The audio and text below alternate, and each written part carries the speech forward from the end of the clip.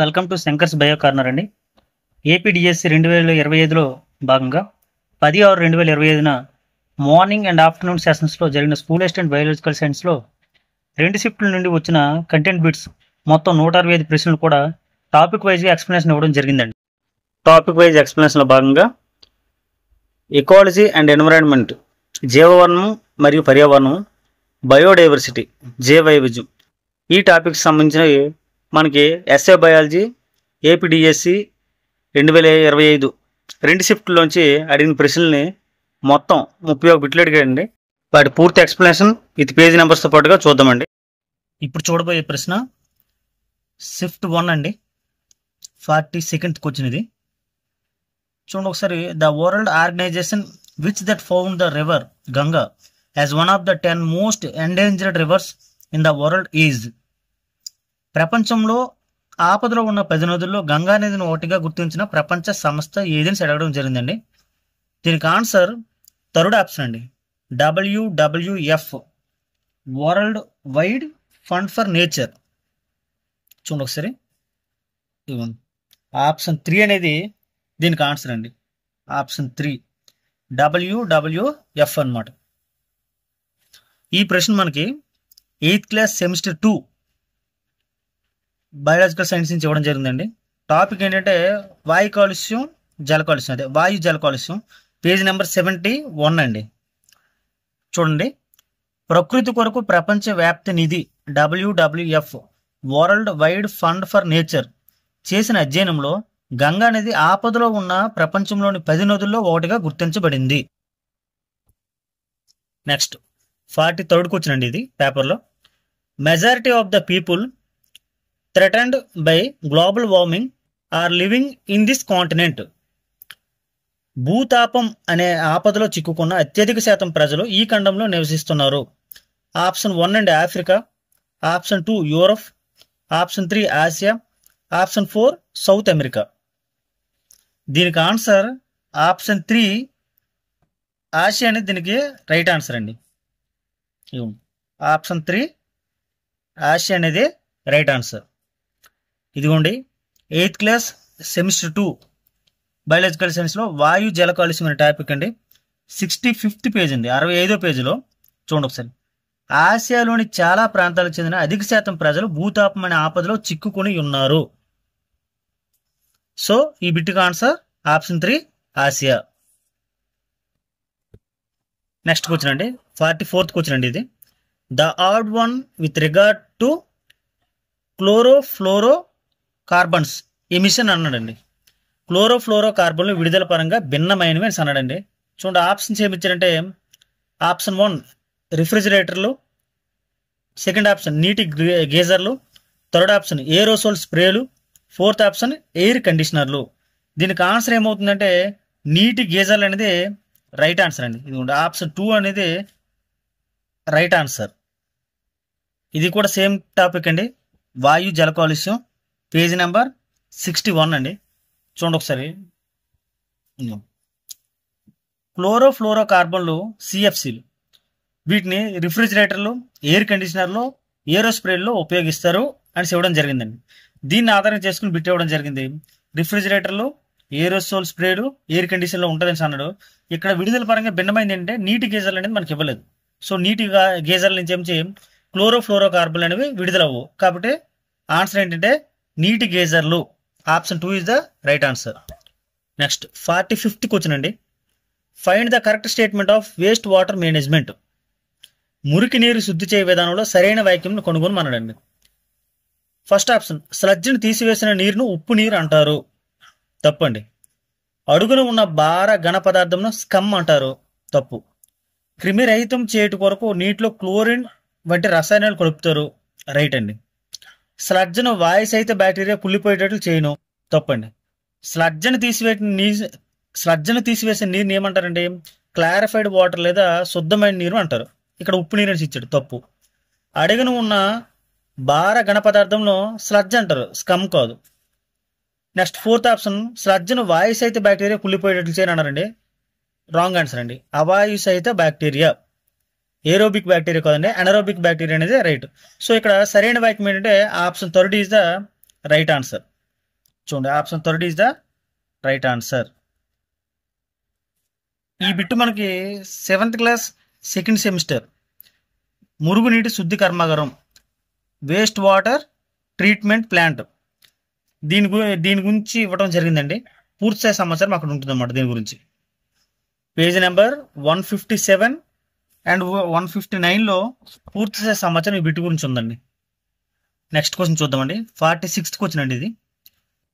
The consequence of deforestation are అన్నారండి. అడవుల నరికివేత యొక్క పర్యవసానాలు. అడవుల నరికివేత అంట 1 ఉష్ణోగ్రత పెరుగుదల, వర్షపాతం తగ్గుదల, వాతావరణంలో CO2 స్థాయి తగ్గుదల, భూగర్భ జలాల స్థాయి తగ్గుట. ఫస్ట్ ఆప్షన్ రైట్ అండి, ఉష్ణోగ్రత పెరుగుదల. వర్షపాతం తగ్గుదల కూడా రైట్ ఆన్సర్ అండి. భూగర్భ జలాల స్థాయి కూడా తగ్గిపోతుందండి. కానీ వాతావరణంలో CO2 స్థాయి తగ్గుతుందా? అడవులు నరికివేస్తే చెట్లే ఉండవు, సో CO2 స్థాయి పెరుగుతుందంటే రైట్ అయ్యేది. So option third is the కాదు, అదే రైట్ రాంగ్ ఆన్సర్. కాబట్టి మనకి వాడు అడవుల నరికివేత యొక్క పర్యవసానాలు అంటే ఏంటంటే 1, 2, 4 అనేది రైట్ ఆన్సర్ అండి. సో ఆప్షన్ 2 అనేది రైట్ ఆన్సర్ అవుతుంది అన్నమాట. Option 2 is the right answer. ఈ బిట్ మనకి 8th క్లాస్ సెమిస్టర్ 2 మొక్కలు జంతువుల సంరక్షణ అనే పాఠ్యభాగం నుండి ఇవ్వడం జరిగిందండి. చూడండి ఒకసారి. అటవీ నిర్మూలన పరిణామాలు. అడవుల నరికివేత వల్ల భూమిపై ఉష్ణోగ్రతలు కాలుష్య స్థాయి పెరుగుతాయని గుర్తు చేసుకున్నారు. ఇది వాతావరణంలో కార్బన్ డైఆక్సైడ్ స్థాయిని పెంచుతుంది. భూగర్భ జలాలు కూడా తగ్గుతాయి. ఇదే విధంగా చెట్ల నరికివేత కొనసాగితే వర్షపాతం నేల సారం తగ్గుతుంది. సో దీన్ని బట్టి మనం బేస్ చేసుకుని ఏంటంటే ఆప్షన్ 3 అనేది కాదు, మిగతా 3 సరైనవనేసి మనం చెప్పవచ్చు. ఇది పేజీ నెంబర్ 31 అండి టెక్స్ట్ బుక్లో. నెక్స్ట్ క్వశ్చన్ చూద్దామండి. ఇది 49th క్వశ్చన్ అండి పేపర్లో. Sustainable forestry methods among the following అనండి. క్రింది వాటిలో సుస్థిర అటవీ విధానాలు అనండి. ఆప్షన్ ఏ, చాలా తక్కువ ప్రభావం కలిగించే చెట్లు నరకడం. ఆప్షన్ బి, సహజంగా చెట్లు తిరిగి ఎదగడానికి అవకాశం కలిగించే పద్ధతులు పాటించడం. ఆప్షన్ సి, పెద్ద పెద్ద చెట్ల నరికివేత నిషేధించడం. దీనికి ఆన్సరు పై 3 సరైనవండి. So option 2 ABC is the right answer అండి. ఈ బిట్టుకు సంబంధించిన సమాచారం 10th క్లాస్ టెక్స్ట్ బుక్లో 239 పేజీలో ఉందండి. చూడండి, అడవులను కాపాడుకోవడానికి సుస్థిర అటవీ పద్ధతులు కొన్ని పాటించాలని చెప్పి ఉదాహరణకి చాలా తక్కువగా చెట్లు నరకడం, సహజంగా చెట్లు తిరిగి ఎదగడానికి అవకాశం కలిగించే పద్ధతులు పాటించడం, ఎత్తైన చెట్లు పెద్ద పెద్ద చెట్లను పెద్ద ఎత్తున నరికివేసే విధానాలను నిషేధించడం మొదలైనవి ఇవ్వడం జరిగిందండి. సో పై 3 కరెక్ట్ కాబట్టి ABC right answer. Option 2 is the right answer. Next ప్రశ్న అండి. ఇది పేపర్లో 50 క్వశ్చన్. ఇది the position of an animal in the food web, its eating habits and its mode of life is denoted by. ఆహార జాలకంలో జంతువు యొక్క స్థానము, అది తినవేసే ఆహారము మరియు దాని జీవన విధానం దీనితో సూచిస్తారు అనండి. ఆప్షన్ చూసుకుంటే పోషక స్థాయి, నిచ్, ఆవాసం, శక్తి స్థాయి అని ఇవ్వడం జరిగిందండి. దీనికి ఆన్సర్ ఆప్షన్ 2 నిచ్ అనేది రైట్ ఆన్సర్ అండి. నిచ్ అనేది రైట్ ఆన్సర్. ఈ ప్రశ్న మనకి 10th class text book 209 page నుంచి ఇవ్వడం జరిగిందండి. చూడండి ఒకసారి. నిచ్ అనే పదంగా చూసుకుంటే ఆక్రమించిన సరైన స్థానాన్ని, ఆహారాన్ని కాకుండా దాని జీవన విధానాన్ని తెలుపుతుంది. ఆవాసం అనేది జంతువు యొక్క నివాసస్థలం అనేట్లయితే నిచ్ అనేది జీవన శైలిని సూచిస్తుందని ఇవ్వడం జరిగిందండి. సో దీనికి రైట్ ఆన్సర్ ఏంటంటే నిచ్ అనేది రైట్ ఆప్షన్ అండి. నెక్స్ట్ క్వశ్చన్ అండి. 51 అండి question number. The effective biological control methods adopted to control pests are. చీడపీడలు నియంత్రించుటకు అనుసరించదగిన ప్రభావవంతమైన జైవిక నియంత్రణ పద్ధతులు. సహజ భక్షకులను ప్రవేశపెట్టడం, మగవాటిలో వంధ్యత్వం, పంట మార్పిడి, పంట విరామం. Introducing natural predators, sterility of males, crop rotation, crop holiday. దీనికి ఆన్సర్ మొదటి 3 అండి. ఆప్షన్ 1, 2, 3 రైట్ ఆన్సర్ అండి. ఆప్షన్ 4 అనేది కాదు. సో చూడండి ఒకసారి ఇక్కడ. దీన్ని బట్టి ఏంటంటే last option 4th option is the right answer అండి. 4th option is the right answer. ఈ బిట్ కూడా మనకి 10th క్లాస్ టెక్స్ట్ బుక్ని ఇవ్వడం జరిగిందండి. చూడండి, పంటలకు హాని చేసే చీడపీడలు నివారించేందుకు అనుసరించే పద్ధతులు ప్రమాదరహితంగా ఉండటంతో పాటు పరిసరాల పరిరక్షణకు అనుగుణమైన జైవిక నియమాలను పాటించేగా ఉండాలని చెప్పి కొన్ని ఆచరణీయోగ్యమైన పద్ధతులని చెప్పి పంట మార్పిడి, తెగుళ్ళకు సంబంధించిన పూర్వపరాలు తెలుసుకోవడం, జైవిక నియంత్రణ, వంద్యత్వం, జన్యు ఉత్పత్తిపడుతున్న రకాలు ఇలా ఇవ్వడం జరిగిందండి. చూడండి, మనకి దీంట్లో ఆప్షన్స్ పంట మార్పిడి ఒకటి ఇచ్చాడు, జైవిక నియంత్రణ అదే నిశాచర మాంసభక్షకులను ప్రవేశపెట్టడం అనమాట. నెక్స్ట్ వంద్యత్వం, స్టెరిలిటీ. ఈ 3 ఆప్షన్స్ కూడా రైట్ అండి. పంట విరామం అనేది కాదండి. 10th క్లాస్లోని చూడండి 224th పేజీ నుంచి ఈ ప్రశ్నకి మనకి ఇవ్వడం జరిగిందండి. సో పంట విరామం అనే ఆప్షన్ తీసినట్లయితే పై 3 కూడా సరైనవి కాబట్టి option 4 1 2 3 is the right option. Next question 52nd question అండి. Biomass is generated during the process of అనడండి. ఈ ప్రక్రియలో జీవ ద్రవ్యరాశి ఏర్పడుతుంది. ఆప్షన్ 1 శ్వాసక్రియ రెస్పిరేషన్, కిరణజన్య సంయోగక్రియ ఫోటోసింథసిస్, ట్రాన్స్పిరేషన్ బాష్పోత్సేకం, ప్రత్యుత్పత్తి రీప్రొడక్షన్ ఇవ్వడం జరిగిందండి. దీనికి ఆన్సర్ ఏంటంటే option 2 is the right answer అండి. కిరణజన్య సంయోగక్రియ ఫోటోసింథసిస్ అనేది రైట్ ఆన్సర్. ఈ బిట్ మనకి 10th క్లాస్ అండి టెక్స్ట్ బుక్ పేజీ నెంబర్ 211 నుంచి ఇవ్వడం జరిగింది. చూడండి ఒకసారి. కిరణజన్య సంయోగక్రియలో సూర్యరశ్మి సహాయంతో కార్బన్ డైఆక్సైడ్ స్థాపన ద్వారా ఏర్పడిన జీవ సంబంధ కర్బన పదార్థమే జీవ ద్రవ్యరాశి. ఇది కిరణజన్య సంయోగక్రియలో సూర్యరశ్మి సహాయంతో కార్బన్ డైఆక్సైడ్ స్థాపన ద్వారా ఏర్పడుతుంది అని అన్నాడు. సో దేని ద్వారా ఏర్పడుతుంది అని అడిగాడు. జీవ ద్రవ్యరాశి అనేది కిరణజన్య సంయోగక్రియ అనేది రైట్ ఆన్సర్ అండి. So option 2 is the right answer. Next question అండి. పేపర్లో ఇది 68th క్వశ్చన్ అండి, 68ది. The adaptations shown by a deer to live in grasslands is. గడ్డి భూముల్లో జీవించడానికి జింక చూపే అనుకూలనాలు. దృఢమైన మొక్కల కాండాలు నములుటకు బలమైన దంతాలు ఉంటాయి. భక్షకాల కదలికలను వినడానికి వీలుగా చిన్న చెవులు ఉంటాయి. వేగం తన భక్షకాల నుండి పారిపోటుకు సహాయపడును. అన్ని వైపుల నుండి ప్రమాదం చూచుటకు తలకు ప్రక్కలనున్న కళ్ళు సహాయపడును అని ఇచ్చాడండి.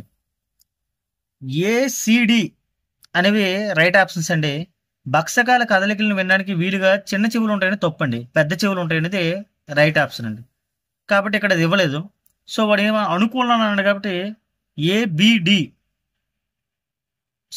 ఏసిడి అనేది రైట్ ఆప్షన్, బి అనేది రాంగ్ ఆప్షన్.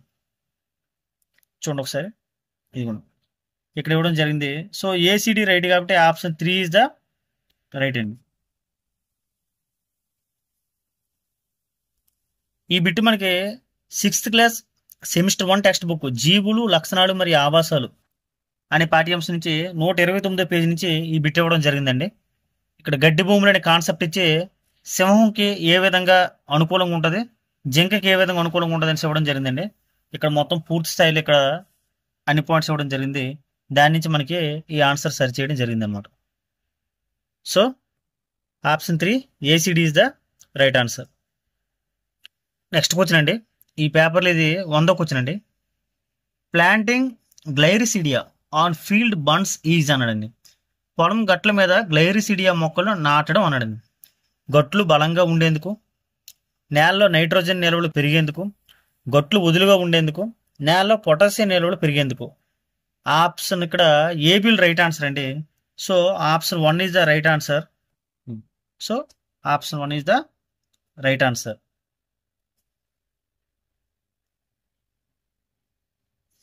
ఈ ప్రశ్నకి సంబంధించిన సమాచారం మనకి 10th క్లాస్ టెక్స్ట్ బుక్ సహజ వనరులు అనే లెసన్ నుంచి 234 పేజీ నుంచి ఇవ్వడం జరిగిందండి.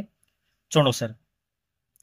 గట్లు బలంగా ఉండేందుకు, నేలలో నైట్రోజన్ నిల్వలు పెరిగేందుకు గట్ల మీద గైరిసిడియా అంటే పొడి నేలలో పెరిగే లెగ్యూమ్ మొక్కలను పెంచుతున్నారు అని ఇచ్చాడండి. సో మొదటి 2 ఆప్షన్లు రైట్ కాబట్టి ఇక్కడ ఆప్షన్ 1 ఏబీలు సరైనవి. నెక్స్ట్ క్వశ్చన్ చూద్దామండి. ఎకాలజీ మరియు ఎన్విరాన్మెంట్, జీవవర్ణం మరియు పర్యావరణంలో కాన్సెప్ట్లో భాగంగా ఈ పేపర్లో 102వ క్వశ్చన్ అండి ఇది. The scientist who classified plant communities into hydrophytes, mesophytes and xerophytes based on water dependence is అన్నాడండి. నీటి లభ్యత ఆధారంగా మొక్కలను హైడ్రోఫైట్లు, మీసోఫైట్లు మరియు జీరోఫైట్లుగా విభజించిన శాస్త్రవేత్త అనండి. So option 1 is the right answer అండి. యూజెన్ వార్మింగ్ అనేది రైట్ ఆన్సర్. ఇదిగోండి option 1 is the right answer. ఈ బిట్ మనకి ఇంటర్మీడియట్ ఫస్ట్ ఇయర్ బోటనీ వృక్ష ఆవరణ శాస్త్రం అదే బోటనీ మనకి అదే ఎకాలజీ కాన్సెప్ట్ అండి. 231 పేజీ నుంచి ఇవ్వడం జరిగిందండి. చూడండి ఒకసారి ఇక్కడ యూజెన్ వార్మింగ్ అనే డానిష్ వృక్షశాస్త్రవేత్త మొక్కల సమూహాలకు మొక్కలకు నీటికి ఉన్న సంబంధాలను అనుసరించి 3 ప్రధాన ఆవరణ సమూహాలుగా వర్గీకరించారు. అవి నీటి మొక్కలు, మధ్య రకం మొక్కలు లేదా వాటిని సముద్బీజాలు అంటారు. ఇంకోటి ఎడారి మొక్కలు. ఎడారి మొక్కలు జీరోఫైట్స్ అంటారు. మధ్య రకం మొక్కల్ని మీసోఫైట్స్ అంటారు. నీటి మొక్కల్ని వచ్చి హైడ్రోఫైట్స్ అంటారు. సో ఈ మూడింటిని ఇలా మనకి వర్గీకరించిన శాస్త్రవేత్త ఎవరంటే యూజెన్ వార్మింగ్ అనేది రైట్ ఆన్సర్ అండి. సో ఈ బిట్కి ఆన్సర్ ఏంటంటే option 1 Eugen Warming is the right answer. Ecology and ఎన్విరాన్మెంట్కి సంబంధించిన ప్రశ్నల్లో షిఫ్ట్ 2 నుండి వచ్చిన ప్రశ్న చూద్దామండి. ఇప్పుడు ఈ షిఫ్ట్ 2లో 42వ క్వశ్చన్ అండి. The over growth of algae in Pond's will ultimately results in decreasing levels of అన్నాడండి. చెరువు నీటిలో అసంఖ్యాకంగా శైవలాలు అభివృద్ధి చెందడం వలన అంతిమంగా దీని పరిమాణం తగ్గిపోతుంది. దేని పరిమాణం తగ్గిపోతుందండి? ఆక్సిజన్ యొక్క పరిమాణం అనేది తగ్గిపోతుందండి. So option 2 is the right answer అండి. ఈ బిట్ మనకి 8th క్లాస్ సెమిస్టర్ 2 వాయు జల కాలుష్యం అనే టాపిక్ నుంచి పేజ్ నెంబర్ 73 నుండి ఇవ్వడం జరిగిందండి. చూడండి ఒకసారి ఇదిగోండి. ఒక చెరువును దూరం నుండి చూసినప్పుడు అది ఆకుపచ్చగా కనిపిస్తుంది. ఎందుకంటే కారణం ఆ నీటిలో అసంఖ్యాకంగా శైవలాలు అభివృద్ధి చెంది ఉండడం వలన అలా కనిపిస్తుందని చెప్పాడండి. ఇలా శైవలాలు ఒక్కసారిగా అంటే వీటి వల్ల ఏమిటి శైవలాలు బాగా అభివృద్ధి చెంది పోషకాలుగా పనిచేస్తున్నాయి. ఈ శైవలాలు ఒక్కసారిగా మరణిస్తే ఆ చెరువులోని అడుగు భాగాన గల విచ్ఛిన్నకారులైన బ్యాక్టీరియాకి ఆహారం అవుతాయి.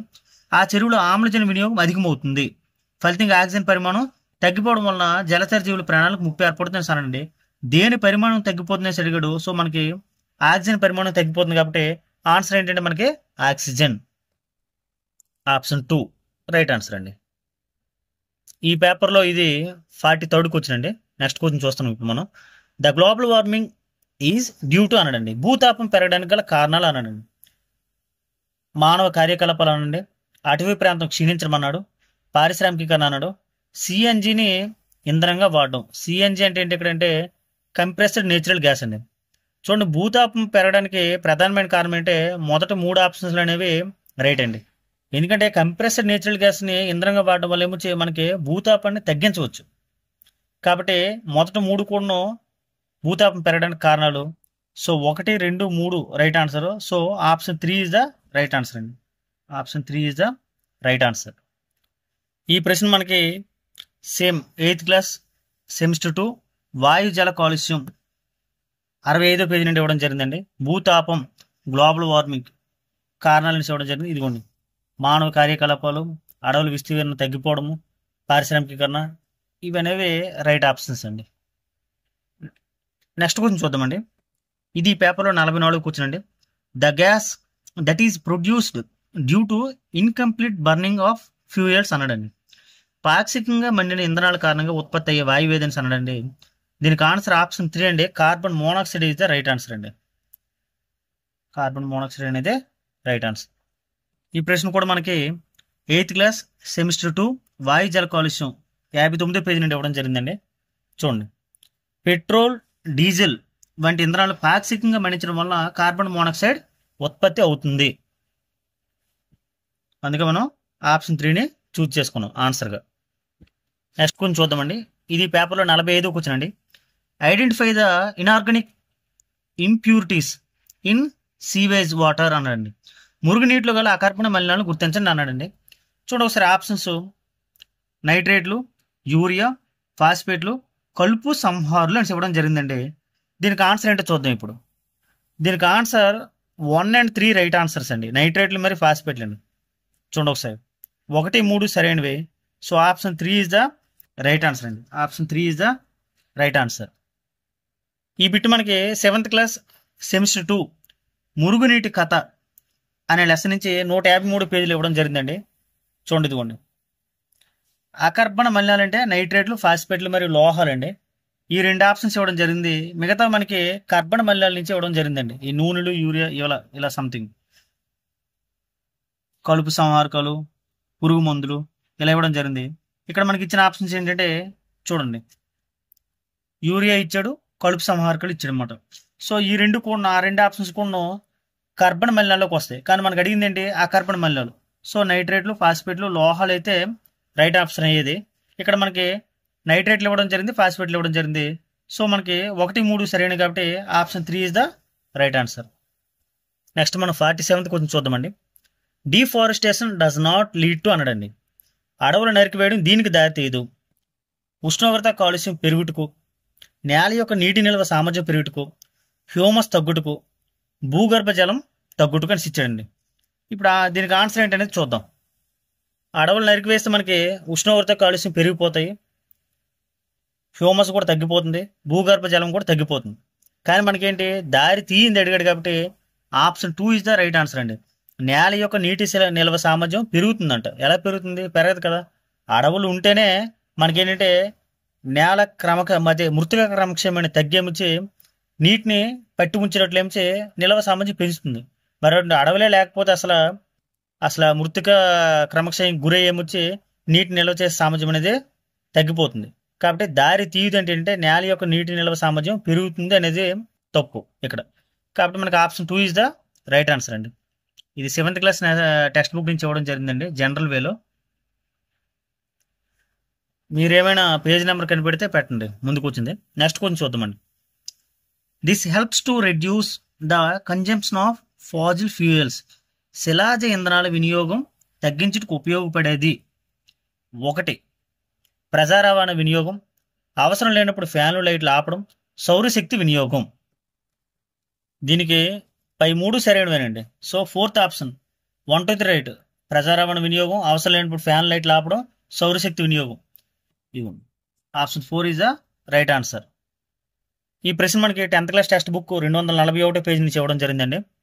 చూడండి, శిలాజ యంత్రాలను జాగ్రత్త వినియోగిస్తూ ప్రతి ఒక్కరూ వాటిని సంరక్షించాలి.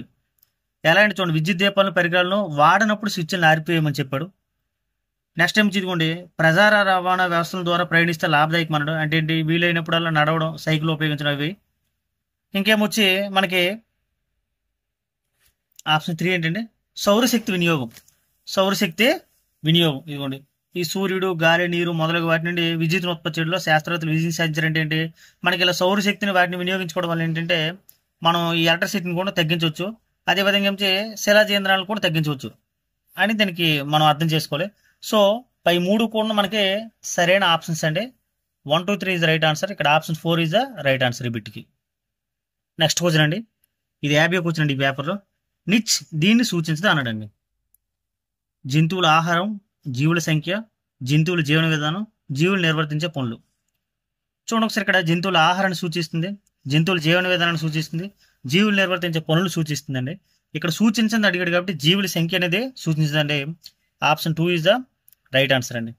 చూడండి, షిఫ్ట్ 1లో కూడా సేమ్ ప్రశ్న అడిగండి. అప్పుడు ఏంటంటే ఈ ఆప్షన్స్ అనేది క్వశ్చన్గా ఇచ్చి దాన్ని ఏమంటారనేసి ఆప్షన్లో ఇక్కడ నిచ్ అనేది ఇవ్వడం జరిగింది ఆన్సర్. ఇక్కడ నిచ్ దీన్ని సూచించదని చెప్పేసి ఈ క్రింద వాటిలో దాని లక్షణాలు మొత్తం కూడా ఆప్షన్స్ ఇవ్వడం జరిగింది అన్నమాట. చూడండి, ఇది మోనోషిఫ్ట్ అడిగిన క్వశ్చన్. ఆహార చాలకలో జంతు యొక్క స్థానము, అది తినవేసే ఆహారము మరియు జీవన విధానం దీంతో సూచిస్తారని చెప్పేసి నిచ్ ఆన్సర్ ఇవ్వడం జరిగింది. అదే ఆఫ్టర్నూన్ షిఫ్ట్ 2లో కానీ చూసుకుంటే నిచ్ దీన్ని సూచించదని చెప్పేసి మిగతా 3 సరైన ఆన్సర్లు ఇచ్చి కానిదేమిచ్చి ఇచ్చి ఇక్కడ ఆప్షన్ 2 అనేది ఆన్సర్ ఇవ్వడం అనేది జరిగిందండి.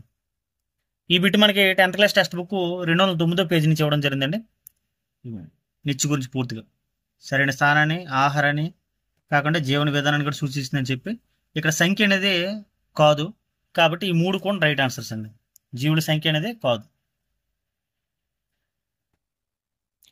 నెక్స్ట్ కొంచెం చూద్దామండి, 51 క్వశ్చన్ అండి. The disease caused by bioaccumulation of methyl mercury. Methyl mercury జైవిక వ్యవస్థాపన వల్ల కలిగే వ్యాధి అని అడిగండి. ఆప్షన్ చూడండి, ఆప్షన్ 1 మల్టిపుల్ స్క్లీరోసిస్, స్క్లీరోసిన్ అని ఇక్కడ తెలుగులో, బట్ ఇంగ్లీష్ మీడియం చూడండి మల్టిపుల్ స్క్లీరోసిస్. తర్వాత సిలికోసిస్, మయోసార్కోమా మినిమేటర్, దీనికి option 4 is the right answer అండి. మినిమేట్ అనేది రైట్ ఆన్సర్. ఈ బిట్ మనకి మన పర్యావరణం మన బాధ్యత 10th class text book 222 page నుంచి ఇవ్వడం జరిగిందండి. చూడండి ఇదిగోండి. మిథైల్ మెర్క్యూరీతో కూడిన వ్యర్థ పదార్థాలే మినిమేట వ్యాధికి కారణమని ఇవ్వడం జరిగిందండి. ఈ బిట్లో మనకి జైవిక వ్యవస్థాపనం లేదా బయో ఎక్యుములేషన్ అనేసి ఇవ్వడం జరిగిందండి. చూడండి ఒకసారి. అసలు మనకి జైవిక వ్యవస్థాపనం బయో ఎక్యుములేషన్ అంటే ఏంటంటే ఆహార గొలుసులో కాలుష్యాలు ప్రవేశించడాన్ని జైవిక వ్యవస్థాపనం లేదా బయో ఎక్యుములేషన్ అంటారండి. ఒక పోషక స్థాయి నుండి మరొక పోషక స్థాయిని కాలుష్య కారకాలు ప్రవేశించి పోగు పడ్డాన్ని జైవిక వృద్ధీకరణ లేదా బయో మ్యాగ్నిఫికేషన్ అంటారండి. ఇది కూడా ఇంపార్టెంట్ కాన్సెప్ట్ ఈ రెండు కూడా. నెక్స్ట్ క్వశ్చన్ 52 కొంచెం చూద్దామండి. The percentage of biomass transferred from one trophic level to the next in a food chain is. ఆహార గొలుసులో ఒక పోషక స్థాయి నుండి మరొక పోషక స్థాయికి బదిలయ్యే జీవ ద్రవ్యరాశి శాతం ఎంత అన్నాడండి. దీనికి option 3 is the right answer అండి. 10 నుంచి 20% అనేది రైట్ ఆన్సర్. ఇదిగోండి.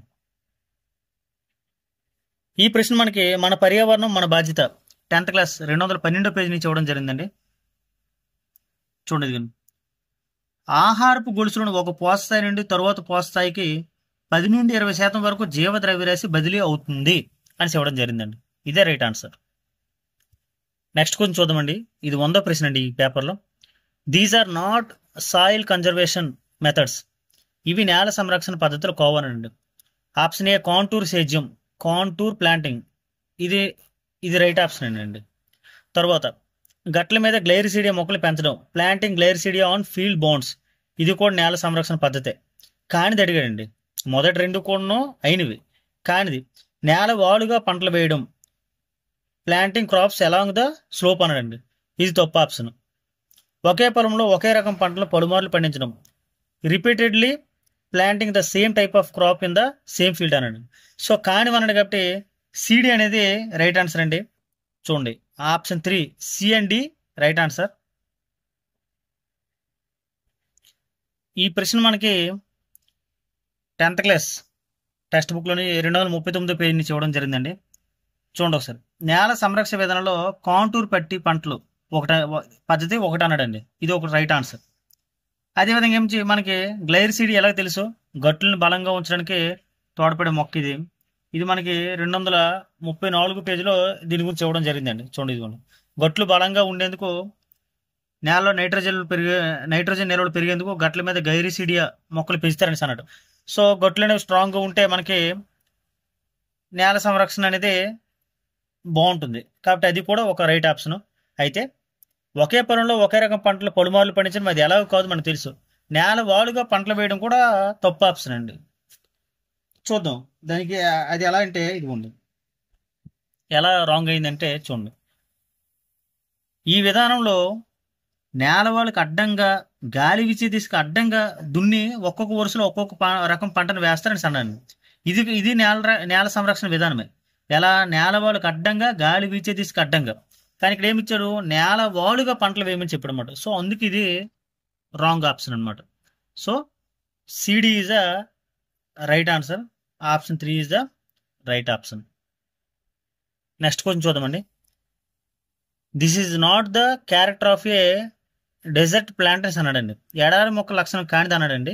ఇది ఈ పేపర్లో ఇది 67 క్వశ్చన్ అండి. చూడండి, బాష్పోత్సేకం ద్వారా అతి తక్కువ నీటిని కోల్పోతాయి.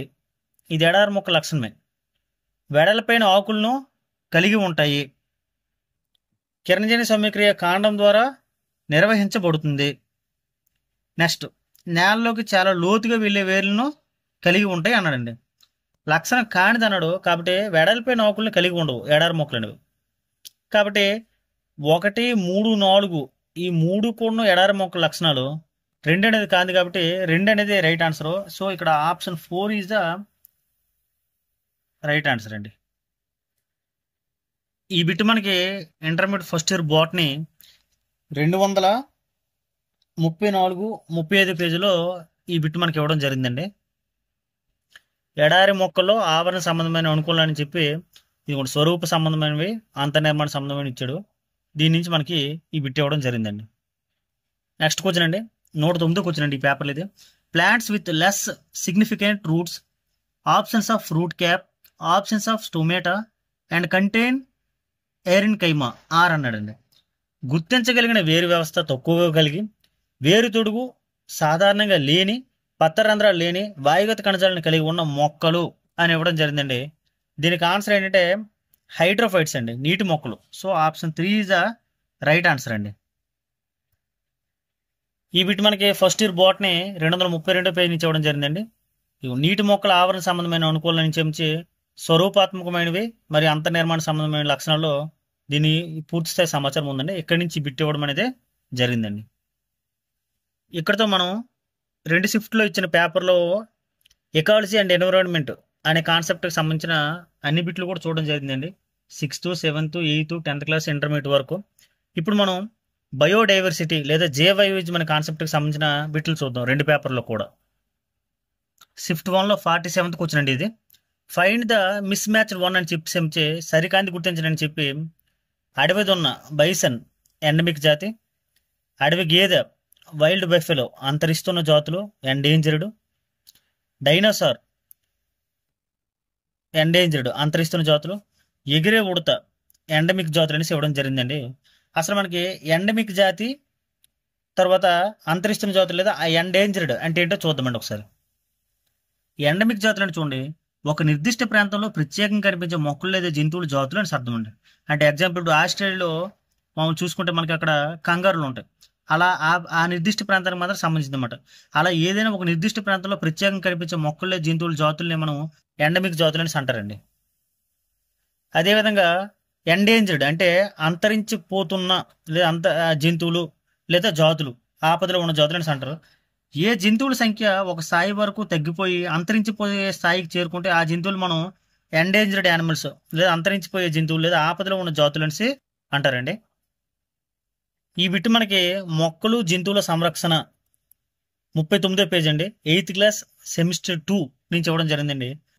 చూడండి మరి మనకి ఇక్కడ ఎండమిక్ జాతులు ఏంటంటే మనకి అడవి దున్న, భారతదేశపు అతిపెద్ద ఉడత అయిన ఇండియన్ జెయింట్ స్క్విరెల్, తర్వాత ఎగిరే ఉడత. మనకి 2 ఆప్షన్స్ ఇచ్చాడండి, అడవి దున్న ఎగిరే ఉడత ఇచ్చాడు. చూడండి, అడవి దున్న ఒక ఎండమిక్ జాతి అన్నాడు, అదేవిధంగా ఏమిచ్చి ఎగిరే ఉడత ఒక ఎండమిక్ జాతి అన్నాడు. సో ఈ 2 కూడా రైట్ ఆప్షన్స్. సరే కాంది అడిగాడు.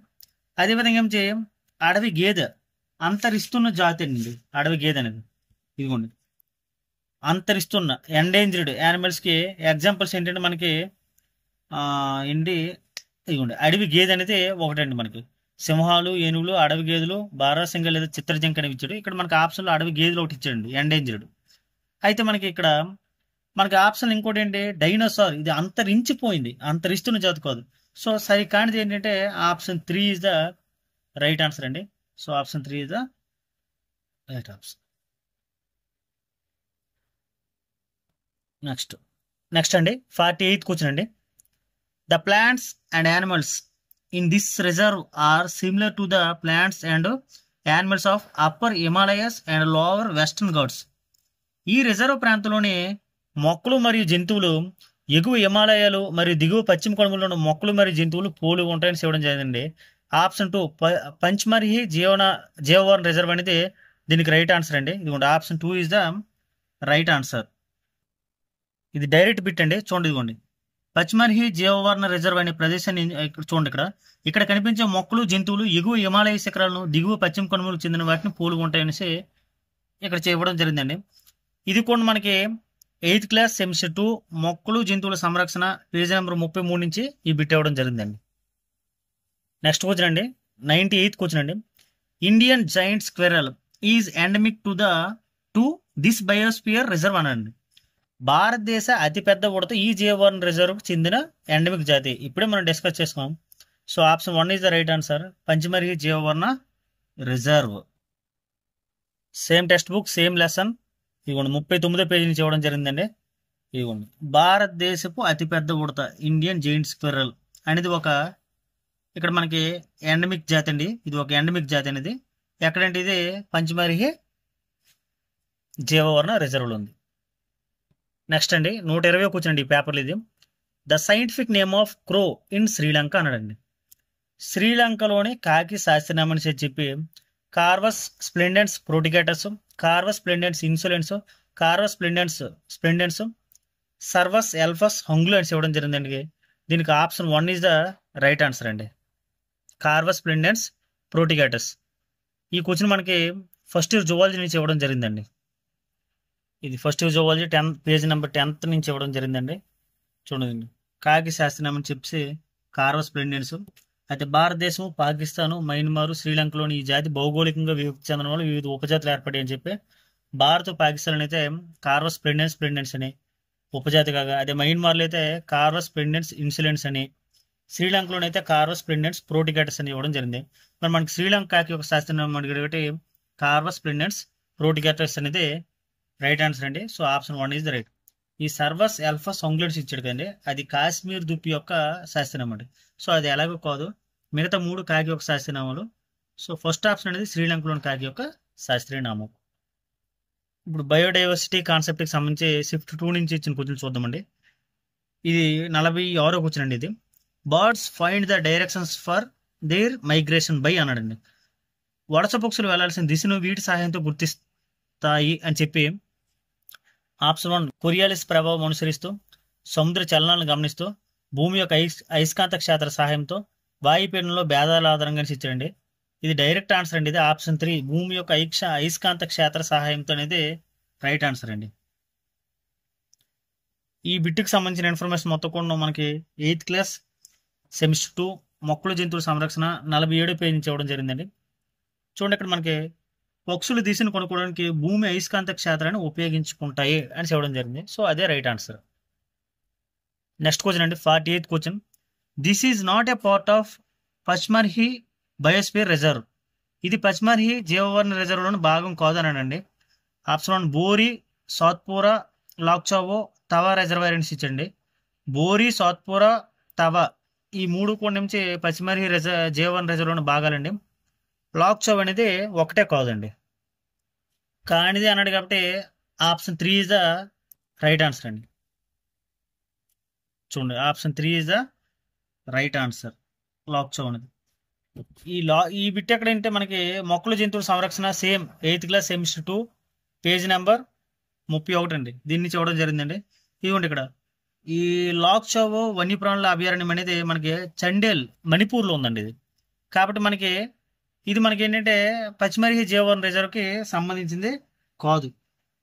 మరి పచ్మర్హి జీవవన రిజర్వ్లోని భాగాలు ఏంటనేది ఇప్పుడు చూద్దాం ఒకసారి మనం.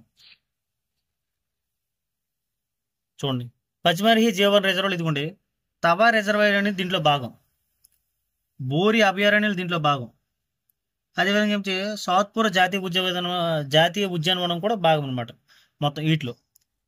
కాబట్టి ఈ బోరి, సాత్పుర, తవా అనేది దీంట్లో భాగాలు, లాక్చావ్ అనేది కాదు. కాబట్టి కానిది అడిగాడు కాబట్టి option 3 is the right answer. Next question and last question అండి, 99వ క్వశ్చన్ అండి. ఇది చూడండి ఒకసారి, మనకి ప్రకటన ఏ దానికి కారణము అని చెప్పడం జరిగింది. దీనికి మొదటిది ఏంటంటే Siberian crane migrates from India to Russia when winter season ఈ సెట్స్ ఇన్ అనండి. ప్రకటన ఏంటంటే సైబీరియన్ కొంగలంట శీతాకాలం రాగానే భారతదేశం నుండి రష్యాకు వలస వెళ్తాయి అన్నాడండి. మరి దానికి కారణం ఏంటంటే భూమి యొక్క శీతల ప్రాంతంలో జీవించడానికి వాటి శరీరం వేడిగా ఉంచుకోవాలి. They must keep their body warm to survive in cold regions of the earth అని అన్నాడండి. ఇక్కడ చూడండి ఒకసారి, దీని ఆన్సర్ విషయానికి వచ్చేసరికి మనకి కింద మళ్ళీ ఇచ్చాడు. ఏ మరియు ఆర్ రెండు సరైనవి కావు, ఏ సరైనది కాదు, ఆర్ సరైనది, ఏ సరైనది, ఆర్ అనేది ఏకు సరైన వివరణ అని చెప్పేసి, తర్వాత ఏ సరైనది, ఆర్ అనేది ఏకు సరైన వివరణ కాదు అని చెప్పడం జరిగిందండి. దీనికి ఆన్సర్ ఏంటంటే option 2 is the right answer అండి. ఏ సరైనది కాదు, ఆర్ అనేది సరైనది. చూడండి, option 2 is the right answer. Same concept అండి, మొక్కలు జంతువుల సంరక్షణ 8th class semester 2 47th page. చూడండి ఒకసారి, మనకి శీతాకాలం పూర్తి అవగానే మరలా తమ ఆవాసానికి చేరుకుంటాయి చాలా రకాల పక్షులు. ఇక్కడ ఒక్క నిమిషం అండి, చూడండి ఫస్ట్ ఇక్కడ చూడండి, భూమి యొక్క శీతల ప్రాంతాల్లో నివసించే పక్షులు జీవించడానికి వాటి శరీరం వేడిగా ఉంచుకుంటాయి.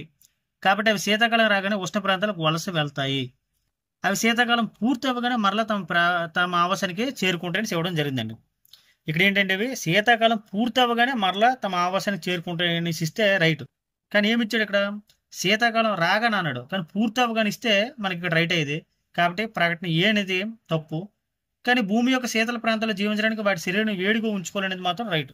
అందుకేంటంటే ఏ సరైనది కాదు, ఆర్ అనేది సరైనది.